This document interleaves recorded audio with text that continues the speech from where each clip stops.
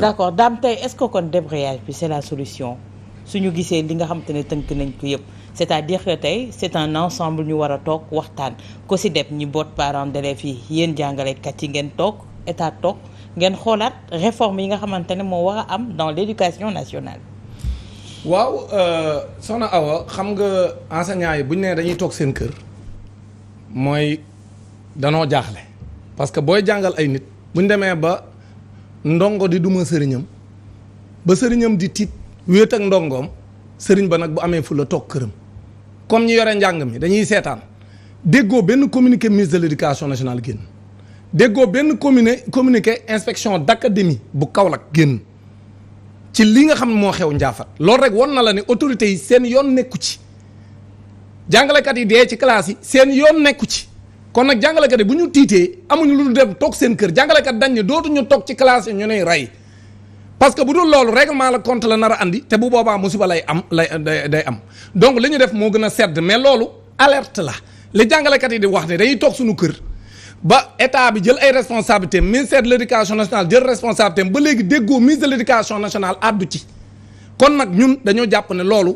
c'est des mesures conservatoires yu ñu jël yoo xam dañ naan jàngalekat toog leen seen kër ñu xool ba xam ñii lan la ñuy proposer mais mun ñoo toog ñu ne rey par benn ba nar nañoo jeexal ñun jàngalekat yi léegi nag Pape Sané sànq lu tax ma ne ko d'accord ma mooy que ni système de notation mënta nekk source de violence. Pourquoi? Je vous donne rek un exemple. De la même façon que bu ñu daan nekk ay tout tànk ci école élémentaire bi comme il donne l'exemple des instituteurs donc élémentaire bi boo daan gis sa maître da ngay daw parce que da lay duma te sa papa du dem wala bu demee danaan ko dumaal dollil ci kanamu maître am la koy dolli wala yaayam da koy dollil comme ci koñ bi tamit ku fa tooñ keneen ku dëkk ci pénc mi duma la sa papa wala sa yaay di toog ca këram di seen doomam ñu koy duma ca pénc ma du ŋàng loolu lañ fi jëlee ak ay théories importées ay organisation tappalekat yu ñuy financé yoo xam si Europe ñoo am seen i théorie andi ko fi teg ko fi kon nag ñun ba ñuy nekk élémentaire boo daan jël ndaare parce que bu dee système de notation lay wax mooy boo amee note du bon day tax nga violent extra boo daan jël ndaare dañuy ànd ak yow di la yuuxoo ndaare di la tëggal ndaare di la yuuxoo classe bi yëpp ànd ak yow teg la ci digg bi di la gunge ba seen buntu kër ñu xeex yi commencé bu boobaa da nga dem buñ la tegalee añ doo añ yow mi jël ndaare boo demee sa papa ak sa yaay daañ la wax ne la lii bum la dalati ndaxte sa moroom yëpp ànd ak yow gunge la ba ci kër gi di la wuuboo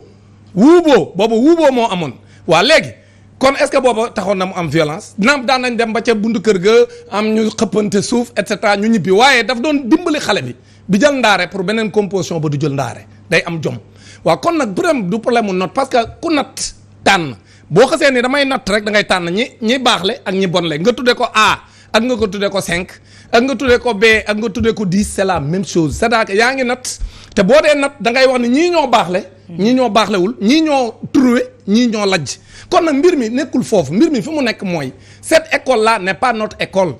l'école que nous avons au Sénégal du man tàyyi di ko wax maa ngi koy wax sénégalais yi ñu ngi seetaan cette école n'est pas notre école c'est une école extravertie mooy lan école la boo xam dañ koo jéggaani ab franc-maçon bu tudd Jules Ferry ca France moo toog xalaatal ko France pour beddi église bi teg ko France mu dox parce que beddi nañ église bi ndax ni mu amoon doole ñu ne nit ki tant que mi ngi am ngëm-ngëm doo ko mën a not kon nañ fexe ba am école boo xam si laïcité lay doon ñu beddi diine ca France ñëw fii Sénégal fekk fi suñuy diine fekk fi suñuy aada fekk fi suñuy cosaan ñu ne ñii bu ñu leen bàyyee ak seen ngëm-ngëm yi duñ leen mën a not ëllëg kon nag nañ fexe ba def leen ay sénégalais ak ay maliens ak ay togolais yu oyof yoo xam daañu leen imposer suñu système éducatif parce que ñun ki lay jàngal ngay làkk kàllaamam day jiitu ci yow loolu nag système boobu moo fi nekk di gangréner notre société te kenn waxu ci ñun li ñu gëm mooy société bi ñoo war a jël seen responsabilité ni école bii du suñu école nañ réformer école sénégalaise bi dugal ci suñuy aada ak suñuy cosaan di jàngale suñuy kàllaama xale yi ci première étape bi ñu dale langue yi nu man buñ paree ñu doog a jàng français ki anglais ak yeneen ak chinois beneen bi mooy ñu fexe ba ñu am une école boo xam si dañ fay jàngal seen xale yi seen diine parce que école bii war nañ cee dugal pour les chrétiens comme pour les musulmans ñu leen di jàngal seen diine ci école bi loolu réew yëpp a ngi koy def même États-Unis gée ñuy wax ma ngi koy def parce que xale bi bala moo dugg classe day taxaw waat ci réewam ci diineem ci ngëm-ngëmam ci réew mi bala moo dugg classe donc il ne faut pas ñu ni filer ay complexe ce système là il nous faut un leadership fort capable de dire à la France que ñun ñoo moom suñu bopp am nañ droit tëggal suñu bopp suñu njàng moo xam ne parce que bu njëkk dañ daan dégg ñuy duma ay jàngalekat ca France tey ñi ngi duma jàngalekat yi Sénégal tey ñi ngi rey jàngalekat yi ci Sénégal tout simplement parce que les mêmes causes produisent les mêmes effets maintenant nag beneen bu may daaneele may ma rek foofu tuuti mooy xam nga benn cause boo xam si ci violence yi da cee bokk mooy jàngalekat yi en même temps que état bi ni mu leen di ñàkkale fayda da leen koy ñàkkal fayda ba ci seen carrière ci boppam jàngalekat yi day tax sax ba dañ leen di stigmatiser élèves yeeg parents d'élèves yeeg ñëpp leen ñàkkal fayda ci biir askan wi parce que dañuy am seen i ak seen i yelleef yoo xam ne dans tous les pays yi nu wër waxuma sax en Europe parce que man su may comparer du ma comparer ak Europe mais pays yi nu wër rek dépassé nañ loolu sur des questions de carrière ñu am ay jàngalekat yoo xam ne Pape Sané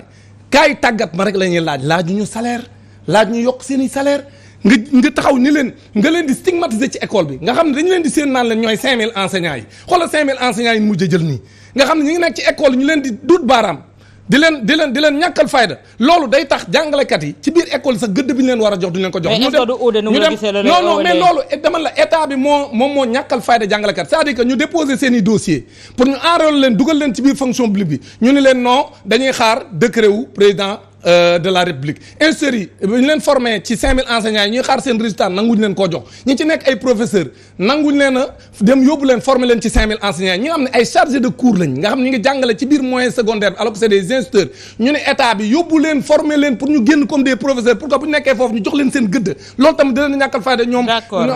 les chargés de cours la même chose avec les mises en position de stage damay daaneel ci 30 secondes les mises en position de stage nga xam ne ñoom it ñi ngi xaar yore ay diplômes yoo xam ne niveau bi ñuy jàngalee romb nañ ko loolu tamit stigmatisation la benn bi mooy ñu déggoo ak état bi ni léegi day reverser les MEPS et les METP dans le corps des PCMG en EPS ba noppi loolu nanguñ ko def ñu def ko ni ñu koy defee pour fuñ fu mos a dindee un corps dañuy def loolu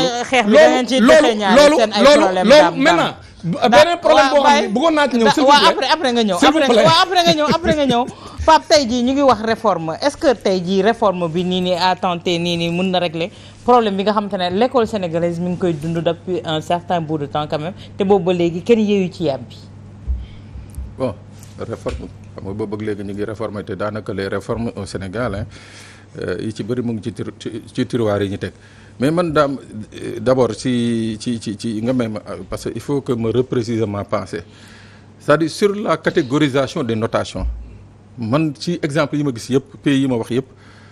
ça a porté ses fruits parce que xale bi moom du considérer boppam moom kese dans un lot c'est-à-dire il est dans un lot par exemple ñu ne groupe B wala C ils sont là-bas 3 wala 4 wala 5 c'est-à-dire moom. non déedéet non kenn rek kenn jël ndaare waaw xaaral ma ñëw kenn jël ndaare donc loolu pour il faut me préciser ko c'est-à-dire loolu day jouer beaucoup sur la psychologie de l'enfant léegi beneen affaire bi mooy tey jii dafa am benn question bu ma awa posé woon ci premier tour bi tontu ma ci woon mooy est-ce que aujourd'hui la faute n'est pas aux enseignants parce que tey boo jëlee le cas de Ndiafate c'est vrai que c'est un enseignant qui a été tué je sais pas si c'est son ancien élève nañu wax ou bien dëkkandoo mais tey la question qu'il faut se poser mooy que tey qu'est-ce qui a pu se passer ba un ancien élève wala un élève am sañ-sañ fekk professeur am chez lui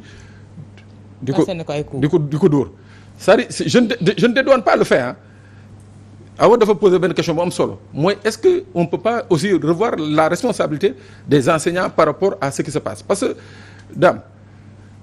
yow mun nga seede ni que yow tu es un excellent enseignant parce que am na ñu bëri ñu la xam ñu ko seede mais dans d'autres cas on voit des enseignants yi nga xam ne tamit des fois seen comportement ça ne sied pas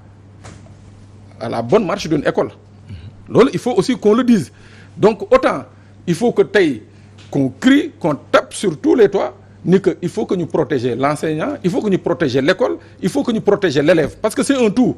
mais également il faut aussi ñu demander aux enseignants tamit surtout nag par rapport ak li nga wax le mode de recrutement moo jur yenn yi nga xam ne. mais enseignants yi d'accord nga ne recruter wuñ seen bopp. voilà moom laa la wax. d'accord nga moo tax ma ne la le mode de recrutement. xam nga yéen sa ensuite Pape xam nga man bëgguma la dog xam nga dañuy wax ne man neewuma la jàngalekat yëpp a parfait. déedéet parce que tubaab sax danaan une hirondelle ne fait pas le printemps. c'est-à-dire que c'est pas parce que am na benn jàngalekat bu def lu mu warul def rek ñu war a généraliser wax na jàngalekat yëpp a mel nii. Non. wala benn journaliste def dara ñu généraliser ni journaliste yëpp a mel nii donc man dugguma ci débat boobu. mais je veux dire dans la grande majorité des enseignants quand même c'est des gens au Sénégal. Non. ba léegi nii selon les standards au plan international c'est des enseignants bien formés. Je ne dis pas qu'il y a pas d'exception. Non, mais c'est des enseignants bien formés et des enseignants très responsables. On a de bons enseignants. Non, on a de bons enseignants, je n'en disconviens pas. Mais c'est-à-dire li may wax rek mooy foofu mooy autant vous tirez sur l'école, vous tirez sur le format de l'école sénégalaise, mais aussi tamit yéen xool leen aussi en votre sein surtout nag comme ni ngeen ko defee woon bi ñuy recruter les 5000 enseignants fii nga taw gana di ngeen ko kon nag c'est-à-dire tous les syndicats d'enseignants yi nga xam ne ñoo taxaw tey di dingat lii dañu war a tamit dingat le système de recrutement bi nga xam ne c'est devenu politique ba nga xam ne bu ñu leen neexee ñi dem jëli ma son ñëw ne ko kay dugg jàngale xale yi. d'accord tey Georges est-ce que tey jii mën nañu wax ne réforme boobu mën na jur dara fii ak temps bu gàtt pour école sénégalaise dellu si waat ca anam gañ ko xamee woon ne sàkku xam-xam moo fa taxoon jóg. waaw d'abord réforme boobu yaakaar naa war na si dem sax ba si contenu enseignement yi fii ci Sénégal xam nga léegi lu tax mu ne même contenu enseignement bi gis nga élèves yi léegi surtout ñu nekk primaire nga xam ne ñemewuñu bañ a dem école. parce que bu ñu bañee nga xam ne dañ leen di duma mais ñu commencé nekk ay collège ba dem université pour ñoom dem école maanaam c'est une contrainte pour ñoom c'est une contrainte booy léegi dem taxaw di jouer XBET wala PMI moo leen gënal dem cours te kenn du leen wax dara. boobu nag c'est un vrai problème. loolu le fait que les salles de jeu là. oui ñu planification cantinisation des écoles. waaw boobu c'est une catastrophe rek et ça c'est une catastrophe. c'est une catastrophe l'État est en train de ak sangara bi ñuy jaay ci école. voilà ci wetu école boobu sax au moins président de la République wax na ci conseil des ministres passé pas de bii mais bële noonu na il a instruit le ministre de l'Intérieur pour képp kuy jaay sangara ci wetu école ñu dàq la mais yamba bi mu ngi ci école bi salle de jeu yi ak les kiosques PMI là ñu ngi wër école yi. mais loolu lañ doon dénoncer cantinisation mais ils ne sont pas allés jusqu'au bout. yow parfois da ngay romb à des heures de classe de cours da ngay romb booy boo gisee kiosque ñu leen di assaillir da ngay yaakaar ne fii vraiment c'est voilà donc ay booy yu mel noonu xale élèves yu mel noonu mënoo fexe ba pour ñoom du ñu am une certaine haine envers leur professeur parce que dañuy yàkkamti dem jouer ji plutôt que d'étudier. xam nga loolu. Donc je pense que c'est le contenu même des enseignements qu'il faut régler également parce que certainement que l'enseignement lu ñu doon jàng vers les années 60 on ne peut plus qu'on a étudié ça en 2022 mënatul nekk parce que ça ne répond plus à la loi du marché temps boobu am na temps boo xam ne jusqu'aux années 80 boo amoon sa bac mais sociétés yi noonu daan ñëw jour proclamation résultat du bac ñu daal di recruter directement dans des lycées comme le lycée de la Fosse avec boo amoon bac G doo dem université def sciences éco rapidement lañu daal di recruter sur le bu ñu proclamer rek ñu jël la mais loolu ça n'existe plus léegi l'élève se dit que man foofu de moo demee université sax saa yi c'est pour devenir un chômeur ou quelque chose comme ça donc pour moom il faut aller chercher tout de suite le bénéfice de guerre parce que lu ñu doon jàng noonu ay les 4 points cardinaux loolu xam nga il faut ñu changer système ensuite je vais répondre un peu à Dame ou bien c'est ma position parce que moom mu ngi ñaawlu le fait que le silence en tout cas des autorités par rapport ak lu xew njaafa peut-être et ça c'est ma conviction ils se disent peut-être que affaire bi nu mu xewee ça s'est passé dans le cadre extrascolaire parce que peut-être que c'est booy bi fekk ko peut-être ci tableau bi wala quelque chose comme ça loolu peut-être ça peut justifier le silence des autorités. non loolu ce serait très grave. non may ma foofu daam non de toute façon may leen ma après may leen ma ensuite maintenant il faudrait aussi que yéen les enseignants ngeen am une certaine distance avec les apprenants parce que si vous êtes à tuer à toi maanaam bu ñu kii sax ngeen di pesante wala ñuy nobante mais mooy indi cette proximité là telle que dootul am respect boobu élève dootul am respect boobu dans les zones rurales surtout nekk dans les zones rurales yow chaque jour ngay dégg fii yoo xam ne bon daawoo ko dégg dans les établissements scolaires donc sur ce côté là il faut aussi bi ngeen di wut seen solution yi faut nga wut il faut en parler d'accord non dama koy wax rek li Georges wax tontu ñu doog a clore mooy que non effectivement instituteurs yi ils font partie au Sénégal des personnes à signalement mooy ay fonctionnaires nañu c'est-à-dire quel que soit alpha lu leen munti dal yoon la kii nga xam ne mooy le représentant de l'État wax ci. surtout que ñu affecté. waaw parce que c'est des personnes à signalement quoi. voilà loolu laa bëggoon dolli c'est-à-dire. rapidement xel mënta nangu. argument boobu je ne souhaite pas quand même que le ministre nekk ci logique boobu. parce que benn jàngalekat bu génn àdduna non seulement demal la robam sax da ko war a fekke su ko mënul mu jël autorité bu mag ci ministère mu dem teewal ko c'est-à-dire loolu c'est du sérieux c'est-à-dire jàngalekat bu génn àdduna ci ab situation de violence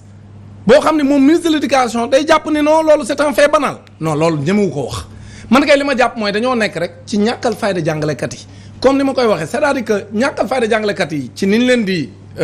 tàggate ñàkkal fayda jàngalekat yi ci conditions yi ñuy jàngalee ñàkkal fayda jàngalekat yi ci seen àq ak seen yelleef ak leen warloo ak ñoom état te duñ leen ko defal ba tax askan wi ci boppam moo njëkk a stigmatiser jàngalekat yi parce que danaan yéen enseignants yi donc ku ciy wax sax da ngay wax ak enseignants yi avec beaucoup de mépris mais nag soo gisee ni président de la république yónnee na fi ay policiers ñuy dem ci école yi ñuy dem jox ay réquisitions jàngalekat yi di leen napp di leen teg ay pression devant leurs élèves di ko def devant askan wi loolu lépp bu fi amee ci nguuru président Macky Sall la fi amee donc c'est normal donc aujourd'hui tamit comme ni ma leen waxee am na ay corps yu stigmatisé jàngalekat yi yoo xam da leen di gën a ñàkkal fayda ci biir liggéey bi d'abord ci seen kanamu moroomu jàngalekat muy ma jox ci exemple les décisionnaires mooy amul benn nan ngay nekk ci biir fonction publique boo xam ne ça s'appelle le ministère de la fonction publique ba nag am ñu fay liggéeyee ñu tudde leen des décisionnaires ou des agents non fonctionnaires alors que c'est le ministère xanaa kay nañ leen wutal un ministère des non fonctionnaires waaye ministère kii boo xam si c'est le ministère des fonctionnaires ba noppi ñu bëgg faa jël ay enseignants di leen stigmatiser naan leen vous êtes les agents non fonctionnaires te seen moroomu jàngalekat di ko xam parfois sax élèves di ko xam donc yooyu yëpp day bokk ci liy tax c'est des facteurs de créer ay conflits parce que enseignants yooyu dañuy vivre ay frustrations donc loolu aussi c'est un problème sérieux boo xam dañ ko régler c'est la même chose xoolal dama dem tourner à Podor dem tourner au lycée de Podor bi ma demee au lycée de Podor ci biir AG bi parce que man j'ai fait une tournée au Fouta pendant 1 mois mais bi ma yegsee ci lycée Podor mais ci biir AG bi ñaari jàngalekat kenn ki jël parole ni man ak sama collègue bii ñu dendal Damboj man ko mun ma fukki at ak ñett ngi nii ñoo ngi ci lycée bi kenn ki fukki at ak ñaar man fukki at ak ñett ma nekk fii ci lycée de Podor di jàngale def fi ay résultats yu mucc ayib administration bi duñ ko weddi sama collègue yi toog duñ ko weddi ñoom ñëpp ñu ngi nii toog man kenn formé wu ma fan la tegu ñu man normalement utiliser comme professeur contractuel ba mu retraité te professeur contractuel boo ci retraité mooy tu es un contractuel yow boo demee boo dee da nga yalwaane loo dundale sa njaboot kon nag léegi loolu ñu taxaw xam nga enseignant boobu soxna Awa xam nga xool de frustration mi dund devant ses collègues te ce sont 2 enseignants qui font partie des meilleurs de l'équipe pédagogique maanaam ñëpp bi ma génnee sax sama représentant ci lycée bi ni ma ñaar ñii ñu la jox comme exemple ils font partie des meilleurs ils font d'excellents résultats c'est des profs de sciences donc man je pense que tamit il faut ñu respecter nit ñi ñu xam ne ñun jàngalekat yi nekkuñu rek di casse pour casse li ñuy casse dañ koy teg ci dëgg kon aujourd'hui état bi bu bëggee jàmm am aussi na réformer les contenus comme ni ñu ko waxee sànq réformer contenu njàng mi réformer li ñuy jàngalee lu ci bëri xewi na wala lu ci bëri dafa ëpp ba xale yi sax intéressé tu leen li ci des mooy ñu réformer texte yi nga xam si moom mooy organiser ni école bi di fonctionner muy le règlement intérieur le conseil de discipline et le conseil de gestion texte yi koy régir yëpp ñu réformer ko toog def ci lël beneen bi mooy ñu fexe ba yi nga xam ne mooy jafe-jafe yi ëpp ci jàngalekat yi ñu régler ko ba nga xam ne jàngalekat yi nga xam dañ leen a war a reverser comme les MEPS et les METP ñu reverser leen ñi nga xam c'est des chargés de cours ñu former leen 5000 enseignants yi ñu régulariser ñaari groupe yëpp muy instituteurs yi comme professeurs yi les mises en position de stage également ñu yóbbu leen ñu dem stage parce que ñi ngi casse te daañ paralyser école bi loolu lañ commencé ñi nga xam ne tamit ay décisionnaires lañ ñu nga xam c'est un corps précaire ñu génn leen foofu verser leen ñoom ñëpp dans le corps des fonctionnaires et que ñu réformer le fonds national de retraite. C'est dommage que j'ai pas assez de temps di nga am temps wu campagne. élection yi jotagul campagne bi de organiser un journal de la campagne. pour nous parce que nos élections c'est le 6 mars. incha allah ñu ñëw ci beneen point bi moo di ñaxtu bi nga xamante ne manifestation bi waaye Yewwi Askan Wi bëggoon amal ëllëg ci aljuma ji préfet dañu toog sànq ci ngoon mu génnee ab kayit xam le ne gàntal na ko gàntal bi nag ci lu mu sukkandiku moo di ne. travaux BRT yi nga xamante ne ñu ngi koy def foofu ak wàccaay gi ñu nekk di gaawantu liggéey bi jëm ci 4 avril également te engin nekk ci